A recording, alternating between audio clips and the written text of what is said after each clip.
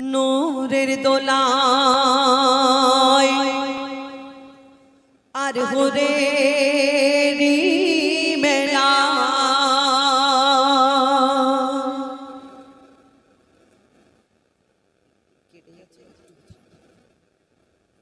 নূরের দোলায় আর হুরেরি মেলায় নূরের দোলায় আর হুরেরি মেলায় ভোরের বেলায় এলো ধরায় আমার নবী দয়াময় সারা জগৎ ঝুঁকে যায়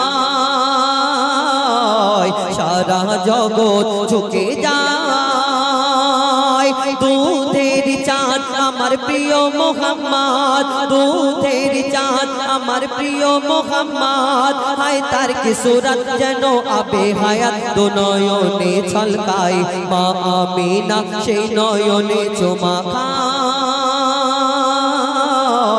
মা আমিনা সেই নয়নে চুমা খায় নূরের দোলায় আর হুরেরি মেলায় আল্লাহ পাক কোটি কোটি মা জননীকে সৃষ্টি করে দুনিয়ার মধ্যে পাঠালেন কিন্তু আমার আপনার নবী দো জাহানের বাদশা হুজুর আকরাম সাল্লাল্লাহু আলাইহি ওয়াসাল্লাম তার আম্মা জান মা আমিনাকে এই দুনিয়ার মধ্যে শ্রেষ্ঠ করে পাঠালেন কেন কবি ছন্দের মাধ্যমে সেই সম্পর্কে আর কি লিখছে দেখুন ওই স্বর্গরানী মা জননী আমিনা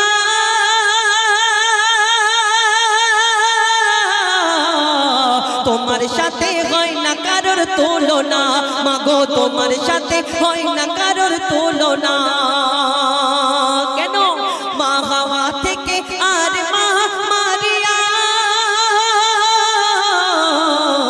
কেহ পেল না সম্মান তোমার মতো কেহ পেল না সম্মান তোমার মতো আল্লাহ আর আরশ ছেড়ে গর্বে তোমার ঘর করে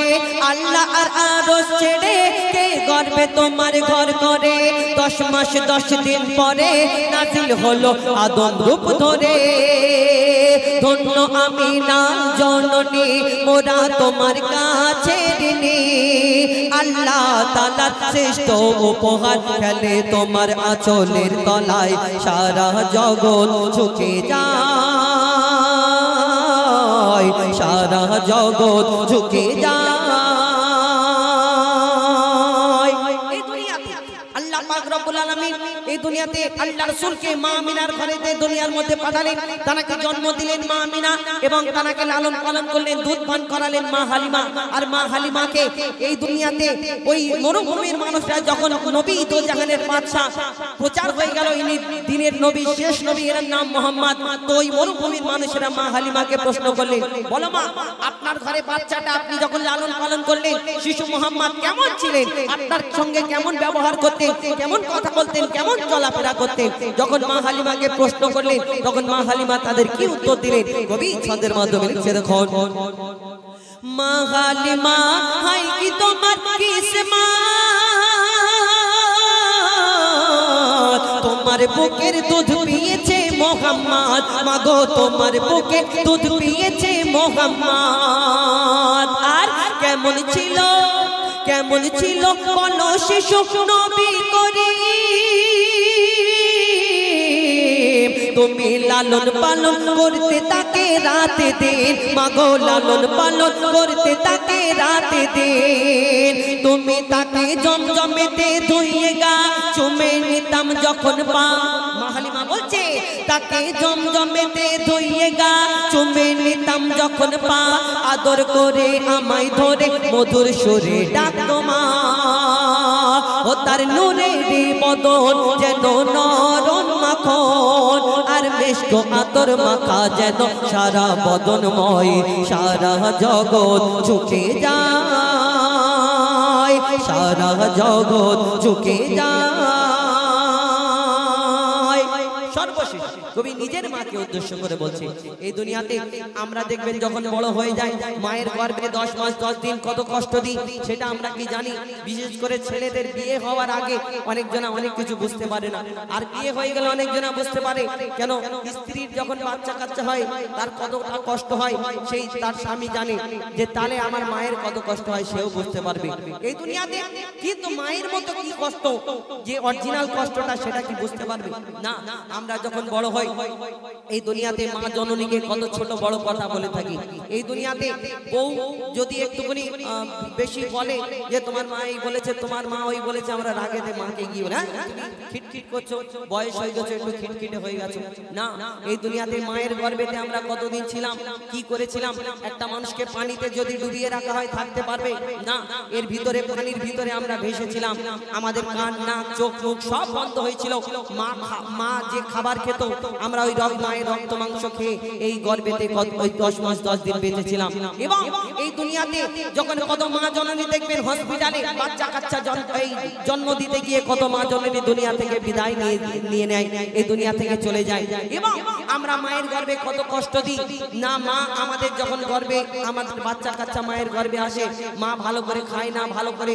হাঁটা চলা করে না, ভালো করে ঘুমায় না। কেন? বাচ্চাটা যদি কিছু হয়ে যায় খেয়াল রাখে। কিন্তু আমরা সেই মা জননীকে আমরা বড় যখন হয়ে যায় সব কিছু ভুলে যাই। শেষ কথায় মাকে উদ্দেশ্য করে লিখে দেখুন, 7.5 চিল্লা ছিলাম মা গো গর্ভে তোমার, চোখ মুখ নাক কান বন্ধ ছিল আমার, এই চোখ মুখ নাক কান বন্ধ ছিল আমার। আর কেমন ছিলাম আমি অন্ধকারে, ও মা অন্ধকারে ভেসেছিলাম পানিতে, কত ব্যথা দিয়েছি তোমার বাচ্চা দানিতে, মাগো কত ব্যথা দিয়েছি তোমার বাচ্চা দানিতে। আর কি হলো? মরণ যেন ঘনিয়ে এলো, মরণ যেন ঘনিয়ে এলো, যখন জন্ম দিলে মোর কারণে মাগো কত ব্যথা পেলে, মোর কারণে মাগো কত ব্যথা পেলে। মা হওয়া কি যন্ত্রণা তানবীর কালাম বুঝলো না, মা হওয়া কি যন্ত্রণা অদম হুজাইফা বুঝলো না। যতই থাক না তোমার সোনা দানা, মায়ের দেনা শোধা যাবে না। কেন? মায়ের চোখের পানি জমজমের থেকেও দামি, ও তোর মায়ের চোখের পানি জমজমের থেকেও দামি। সন্তানের তরে যদি মায়ের অশ্রু ঝরে, খোদার আরশ কেঁপে যায়, সারা জগৎ ঝুঁকে যায়, সারা জগৎ ঝুঁকে যায়, সারা জগৎ